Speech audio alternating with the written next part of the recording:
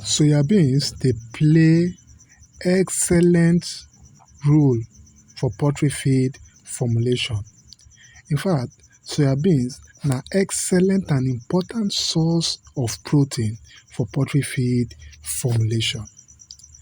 Hello my people, una welcome back to DIY Farm. If you never subscribe, try make you subscribe. For my last video, I been talk about maize replacement for your poultry feed formulation. We talk about different ingredients wey you fit use in place of maize for your feed formulation. But for today's video, we wan talk about soyabean replacements. As we know, soyabeans na source of protein e be. We wan talk about the replacement, wetin we fit use replace soyabeans if we no get soyabeans or the price of soyabeans dey high for our area. Na wetin we wan talk about for today's video so. If you never subscribe, abeg make you subscribe. If you don subscribe, well done. So as we all know, maize, soyabeans, e dey very important for poultry feed formulation because e contain enough protein wey dey help the bird feeder develop and still for bone formation. So now, what if soyabeans no dey your area or e be say the price of soyabeans dey very high? Which other ingredient you go use replace soyabeans for your poultry feed formulation? Number one wey you go use na beans. As we all know, beans na good source of protein e be. E be protein for body when we eat am, and e still equally be protein wey we fit carry serve our bird. So you fit use beans. The next one na fish meal. Fish meal too na big source of protein e be. E contain 10% of protein in it. So you fit use am too for your poultry feed formulation. And if you wan use am, you fit use am 6%.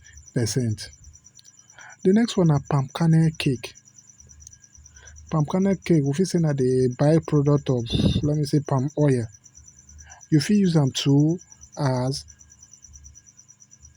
source of protein. You fit use am in place of soyabeans, and e contain 25% of protein. The next one na groundnut cake.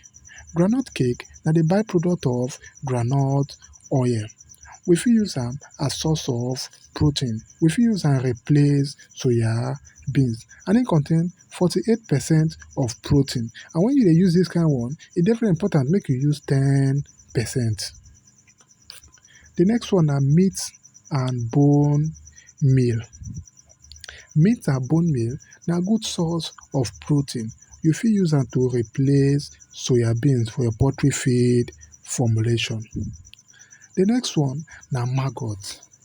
Maggot na very big and important source of protein. As we all know, maggot e dey very rich in protein. You fit use am replace soyabeans for your poultry feed formulation. The last one we wan talk about na cottonseed cake. This cottonseed cake na the by-product of cottonseed oil. You fit use am as source of protein, and you fit use am replace soyabeans. E dey very rich for protein. And make you make sure say as you dey use all these ingredients wey I talk, e dey very important make you either boil them, dry them, or fry them before you use. Something like the beans, e no dey good make you give your bird raw beans because e contain something wey go fit delay their growth wey dem dey call anti-nutrient substance or chemical there. So e dey very important make you either boil the beans or fry the beans before you grind am give your bird. What about maggots? E dey very important make you boil am to clear some disease there before you do am, and other ones. And again, since we know all these ingredients wey we talk, all of them no get 90 or 100% protein in them. So you fit mix them, but when you dey mix them, make you mix them in small quantity. E no too dey very important make you give your bird so protein. Protein dey good for bird when bird dem dey young, like from day 1 to, let me say, week 4, so that e go make their bone and feather strong and cover well. For example, when you dey use fish meal, use 6%. palm kernel cake 25%, groundnut cake 10%, and others. So I hope say you enjoy the video. Thank you as you stay with me to the end of the video.